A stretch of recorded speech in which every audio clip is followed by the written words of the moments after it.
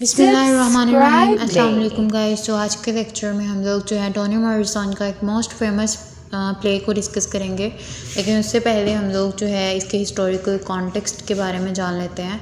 इसकी हम लोग एक्चुअली सीरीज स्टार्ट कर रहे हैं, तो आज का ये जो होगा फर्स्ट लेक्चर होगा एंड फर्दर मोर जो नेक्स्ट लेक्चर होगा उसमें हम लोग आप लोगों को इजी वे में समरी बताएंगे। आप लोग मेरे चैनल पे जाके विज़िट कर सकते हैं। ओके, आप लोग वहाँ पे जाके अपनी समरी के लेक्चर को अप्रोच कर सकते हैं और मेरे चैनल को सब्सक्राइब करना मत भूलिएगा, एज़ वेल एज़ लाइक कीजिएगा। अगर आप लोगों को वीडियो में समझ में नहीं आया कुछ तो आप लोग मुझसे कमेंट सेक्शन के थ्रू पूछ सकते हैं। Okay, so let's get started without any delay. So Tony Morrison जो हैं, इनका जो फुल नेम था वो है क्लोए एंथनी वॉफर्ड एंड आप लोगों को ये स्क्रीन पे शो हो रहा होगा। ये पैदा हुई थी 1931 में एंड इनकी डेथ हो गई थी 2019 में। ये एक अफ्रीकन अमेरिकन फीमेल राइटर हैं एंड एक नोबेल लॉरिएट भी हैं। इनका जो फर्स्ट नॉवेल था वो था द ब्लूएस्ट आइज और इसे पब्लिश किया गया था 1970s में। फर्दरमोर इन्होंने एज ए टीचर भी वर्कआउट किया और फिक्शन एडिटर के तौर पे भी काम किया एक फेमस पब्लिशिंग हाउस में। एंड इस नॉवल को द ब्लूएस्ट आइज को लिखने से पहले इन्होंने अपनी टीचिंग की जॉब को छोड़ दिया था और इन्हें एक फ्रीडम और इस्केपिज्म की फील को इन्होंने सेंस आउट किया, जिसकी बिना पे इन्होंने अपना बिलवड नॉवल लिख डाला। जो बिलवड है ये बेसिकली एक अटैम्प्ट थी कि ताकि ये वर्ल्ड को फील करा सकें कि जो ब्लैक पीपल थे वो किस तरह की किस्म की स्लेवरी से सफ़र आउट कर रहे थे एंड ऑल्सो दैट कि इवन दो वो अलहदा भी हो चुके थे साउथ टू नॉर्थ, लेकिन स्टिल उनके जहनों में वो जो स्लेवरी का फेयर था वो अभी भी उनके माइंड में हैवी था। अब ये कि ये जो प्ले है बिलवड, ये लिखा गया था एल्बनी NY में और पब्लिश किया गया था 1987 में। ये बेसिकली एक स्लेव वुमन का पोर्ट्रेयल है जो कि जिन्हें तब हम लोग देखते हैं उस ज़माने में या उस एरा में जिसमें ये प्ले लिखा गया है, वहाँ पे एक वुमन को जो है बर्थ गिविंग मशीन्स कंसीडर किया जाता था, यानी कि जिनसे ज़्यादा से ज़्यादा वो स्लेव्स पैदा कर सकें। और मतलब उनके साथ बहुत ज़्यादा क्रूअल थे ये लोग, ब्लैक पीपल की कोई हैसियत ही नहीं थी। और ये हम लोग देखते हैं कि जो वाइट्स थे ना, वाइट पीपल जो अरिस्टोक्रेट्स थे, वो लोअर क्लास वालों को, मिडिल क्लास वालों को या ब्लैक पीपल को जो थे एक जानवरों की तरह ट्रीट करते थे। एंड ऑल्सो दैट कि हम लोग देखते हैं कि जो हमारी राइटर हैं, इन्होंने अपना इस वर्क पे लिखना शुरू किया था अर्ली 1980s में और इन्होंने जो है ना अपनी फुल टाइम अटेंशन दे दी थी इस प्ले को लिखने में जब इन्होंने अपनी जॉब को छोड़ दिया था। फर्दरमोर हम लोग देखते हैं कि इन्होंने इस स्टोरी को लिखने की जो इनकी इंस्पायरेशन इन्होंने गेन की वो थी एक लड़की है, ये एक वुमन थी जिसने स्केप किया था, अपनी स्लेवरी से भागी थी। और उन्होंने जो था हम लोग देखते हैं कि उस लड़की का नेम था मार्गरेट गार्नर।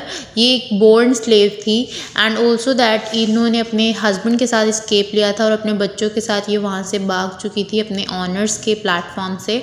और ये मतलब क्यों भागी थी, ताकि ये अपने बच्चों को वो जो स्लेवरी है कि क्रूएलिटीज़ हैं उनसे बचा सके। और ऑल्सो दैट ये कहाँ भागी थी, सिनसिनाटी में। एंड वहाँ पे इन्होंने एक सेफ़ हाउस में पनाह ले ली। वहाँ पे जाके हम लोग देखते हैं कि इनका पीछा किया इनके ऑनर्स ने, इनके वाइट ऑनर्स ने, और इन्हें पकड़ लिया। फिर क्या था, इसके पकड़ने से पहले इसने अपनी 2 साला बच्ची का गला काट दिया और अपने जो दूसरे बच्चे थे उनको ज़ख्मी कर दिया, लेकिन बाद में ये पकड़ी गई थी। और ये बेसिकली हम लोग देखते हैं कि इसने स्लेवरी के अगेंस्ट ना एक ब्रेव होने के नाते जो है ना इसने रिबेल किया था, राइट, यानी कि उसके ख़िलाफ़ इसने बगावत की थी। और ऑल्सो दैट कि हम लोग देखते हैं कि ये जो प्ले है ना ये हमें उस एरा की ब्लैक वुमेंस की कंडीशन के बारे में बता रहा है, जो कि अमेरिकन सोसाइटी में उनके साथ बिहेव किया जाता था, लाइक उन्हें ट्रीट किया जाता था एनिमल्स की तरह। और एक फ्यूजिटिव स्लेव एक्ट होता था, उससे जो था पास आउट कर दिया था गवर्नमेंट लॉ ने, लाइक फ्यूजिटिव मीन कि एक ऐसा इंसान जिसने कि इस्केप चाहा हो उस जगह से जहाँ पे उसके साथ जुल्म हो रहा हो, और वो किसी पनाहगाह में चला गया हो या कहीं छुपने की जगह उसने ढूंढ ली हो, वहाँ से भाग कर, ठीक है। तो फिर क्या था कि जब वो भाग गया फॉर एग्जांपल एक इंसान, तो उसे वापस लेके आना उसी जगह पे जहाँ से वो भागा है, तो ये एक एक्ट था जिससे कि पास आउट कर दिया था वाइट ओनर्स ने। उन्होंने कहा था कि ये जो ब्लैक स्लेव्स हैं ये भाग रहे हैं, इनको वापस कैसे लाया जाए। तो ये एक्ट जो था इन्होंने पास आउट कर दिया था ताकि ये अपने स्लेव्स को चेज कर सके और ये एज ए राइटफुली जो है उन्हें वापस लेके आ सके, राइट। तो हम लोग देखते हैं कि हम इन्हें इस एक्ट के मिलने के बाद इन्होंने क्या किया कि जो स्लेव्स साउथ से नॉर्थ की तरफ भागे थे ना, इन्होंने उसे वापस लेके आना शुरू कर दिया जो वाइट ओनर्स थे। उसके बाद हम लोग देखते हैं कि एक बहुत ही ज़्यादा हॉरिबल स्टोरीज़ क्रूएलिटीज़ की बनाई गई। वुमेंस के साथ रेप किया जाने लगा, जो मर्द हजरात थे और बच्चे थे उन्हें भूखा मारे जाने लगा। एंड ऑल्सो दैट कि जो सिविलाइज्ड अमेरिकन सोसाइटी थी ये तबाह हो रही थी।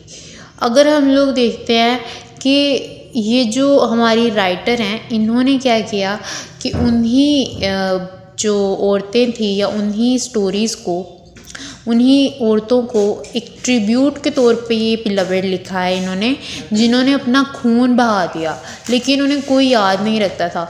तो इस फिक्शन के थ्रू इन्होंने उन ब्लैक पीपल को, उनकी मिजरीज को जो है दोबारा से रीअश्योर करवाया ताकि उन्हें कभी भुलाया ना जा सके, ठीक है।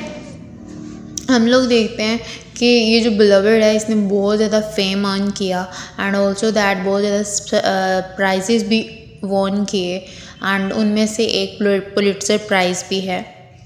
और ये जो प्ले है बिलवड, इसे सेकेंड वर्ल्ड वॉर के बाद जो है बेस्ट नॉवल कंसीडर किया जाता है। और ये एक यूनिक अटैम्प्ट थी ताकि ब्लैक वुमेन और उनके राइट्स के लिए लिखा जा सके। टोनी मॉरिसन को जो है 1993 में नोबेल प्राइज़ भी मिला। एंड क्यों मिला? क्योंकि उन्होंने वुमेन के मतलब वुमेन्स राइटिंग की, ठीक है, ब्लैक वुमेन राइटिंग, उनकी बिना पे इन्हें नोबेल प्राइज़ भी मिला।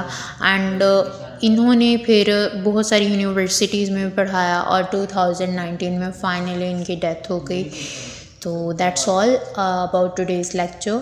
आप लोग में जाना में विज़िट करके इसकी समरी को अप्रोच कर सकते हैं। इंशाल्लाह कल मैं आप लोगों को अपलोड कर दूँगी, आप लोग वहाँ पे जाके चैनल को देख सकते हैं। फ़िलहाल ये हिस्टोरिकल कॉन्टेक्स्ट था जिसकी बेसिस पे ये स्टोरी लिखी गई है, और जो बेसिकली सेथ होगी बिलवड में जो प्रोटैगनिस्ट है उस नॉवेल की, तो बेसिकली वो रिप्रेजेंट कर रही है मार्गरेट गार्नर को, ठीक है। ओके बाय, अल्लाह हाफिज़, दुआ में याद रखिएगा।